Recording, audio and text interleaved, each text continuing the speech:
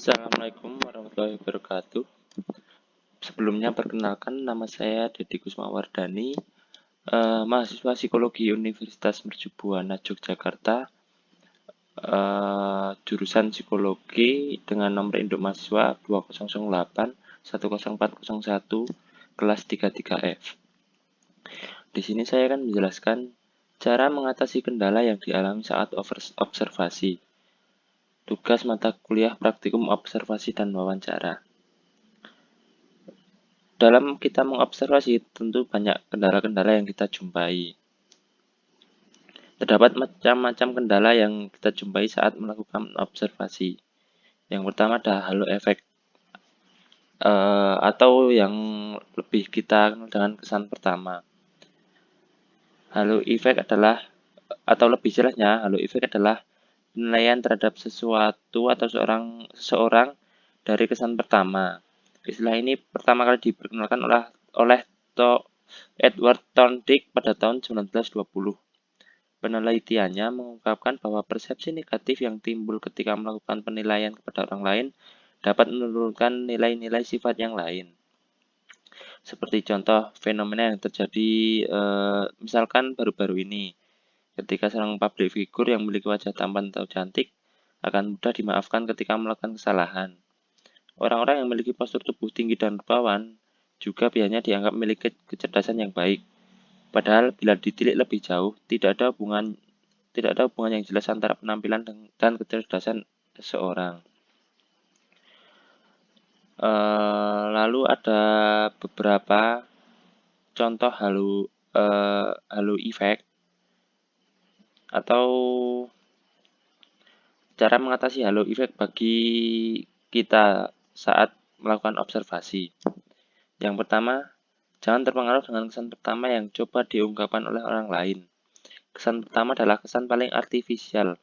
Setiap orang ingin terlihat baik di mata orang lain yang baru ditemuinya.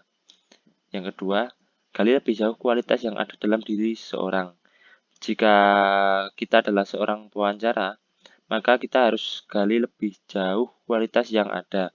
Bisa dari kecocokan antara resume dengan keahlian, atau melakukan cross-checking antara data dan hasil wawancara. Lalu yang ketiga, buat panduan wawancara yang tersusun baik dengan struktur yang mendukung.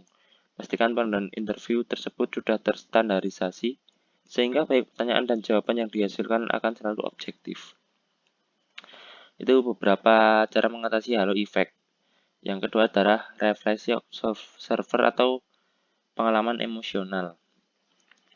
Biasanya hal ini terjadi pengaruh pengalaman emosional kita sebagai observer. Jadi cara mengatasinya adalah sebelum mengobservasi kita harus bersikap profesional. Jadi hal-hal internal atau pengalaman emosional yang ada harus disingkirkan terlebih dahulu agar hasil data dari observasi tersebut tidak samar. Lalu ada personal teori atau berdasarkan asumsi teori pribadi saja.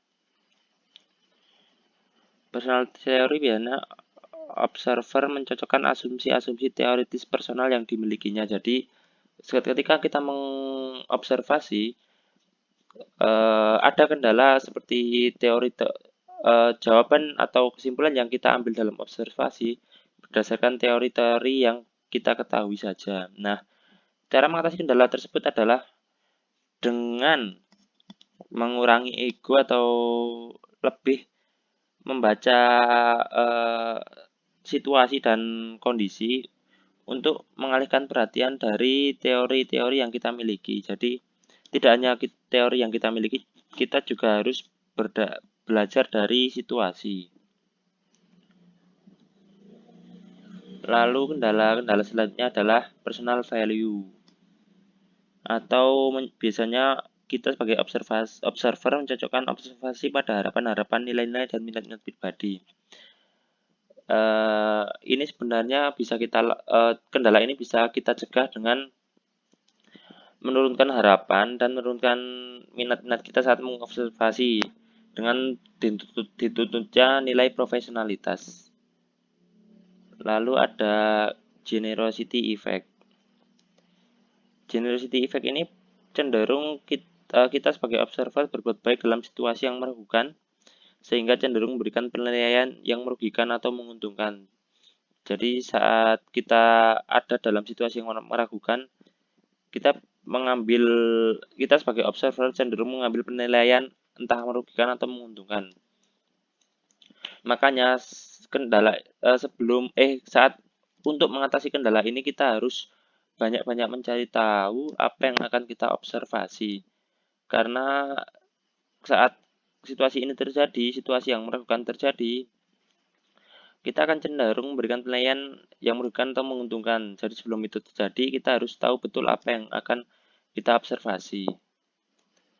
Lalu kendala selanjutnya adalah ekspektasi efek. Atau ekspektasi efek itu adalah harapan observer mempengaruhi apa yang ia catat, atau kita sebagai observer mengharapkan suatu terjadi dan mengkomunikasikan harapan tersebut terjadi kepada observi. Jadi kita mengkomunikasikan dengan observi untuk mengharapkan sebuah kejadian itu terjadi. Kendala ini bisa kita rubah dengan data yang kita ambil murni di lapangan. Jadi kita harus menurunkan harapan dan tidak mereka-reka apa yang akan kita observasi. Lalu dua kendala terakhir seperti error of omission dan error of commission. Yang error of omission adalah tidak memasukkan hal penting, sedangkan yang error of commission sebaliknya, berlebihan dalam memasukkan informasi. Kendala ini memang agak sulit untuk dihindari karena ketika kita melakukan error of omission, kadang mengatasinya kita bisa masuk ke dalam error of commission, jadi terlalu banyak memasukkan informasi. Kedua masalah ini sebenarnya seperti jungkat-jungkit, kita harus seimbang. Jadi tidak kekurangan informasi, juga tidak kelebihan informasi. Dan mungkin sekian dari saya, kurang lebihnya mohon maaf. Terima kasih. Wassalamualaikum warahmatullahi wabarakatuh.